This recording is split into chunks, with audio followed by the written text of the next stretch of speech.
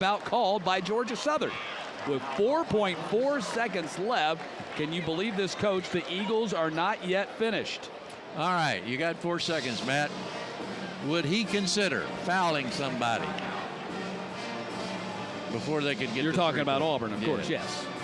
That is something that coaches really wrestle with, because you can never tell when a guy, you go out to commit the foul so they can't attempt the three. Just as you put the arm on him, he goes up like he's shooting, and he goes to the line for 3 shots. We'll see what kind of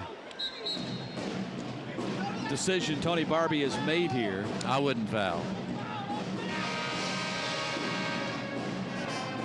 I tell you what, they're in a situation where the only guy big enough to shoot over somebody to shoot a 3 might be Powers. So if he takes it out, he's not going to be the one that shoots the basketball. Let's see. It'll be Baskerville on the inbounds, Drayton in the backcourt, and you've got Hewitt, Bussey, and Powers in the front court. Now Tony Barbie calls timeout.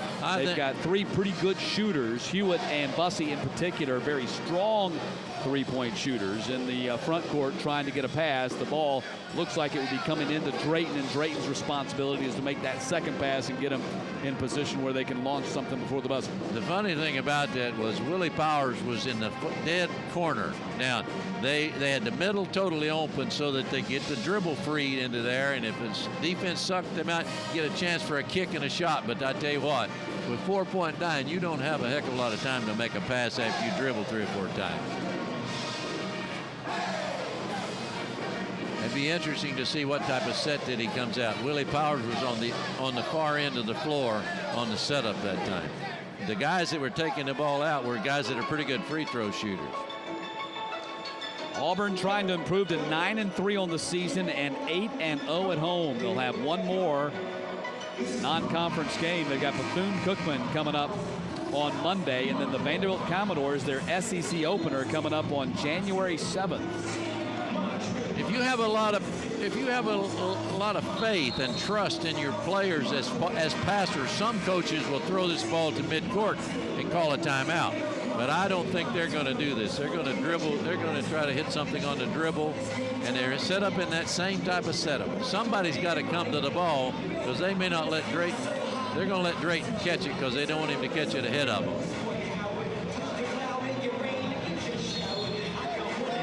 Baskerville again, the inbounds. Gets it into Drayton. Drayton races and gets fouled right there, and that's going to put him at the line for a 1-and-1. That is something that is very good strategy. Well, I think that's a smart foul, it's because obviously you're fouling him in the act of dribbling. He's not shooting, obviously. Right. So you put him at the line for a 1-on-1. There's no chance for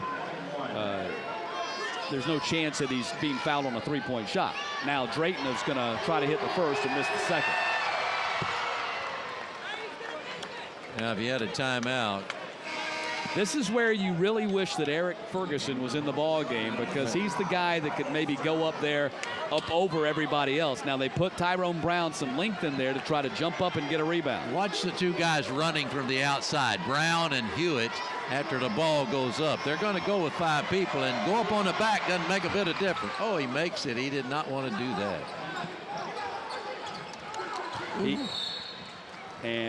He hit the free throw, and Charlton Young slumped his shoulders. They did not want him to hit the free throw. They wanted him to miss. I think he was trying to miss. I really think he was trying to miss. That's one of those situations where you're trying to miss and make it. Usually when you're trying to make, you miss it. That's not good. Well, it puts Denson at the line here.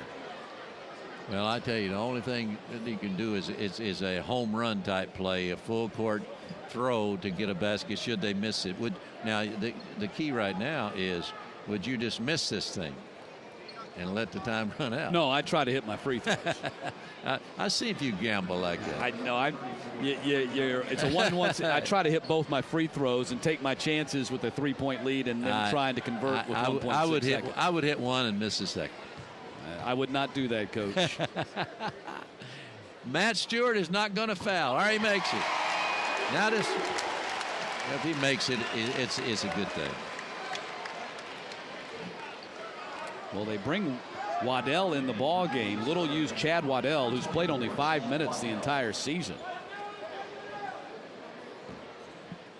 Big free throw. You got to get it up from. You either got to throw it. You got to throw it long, and try to get something up quick.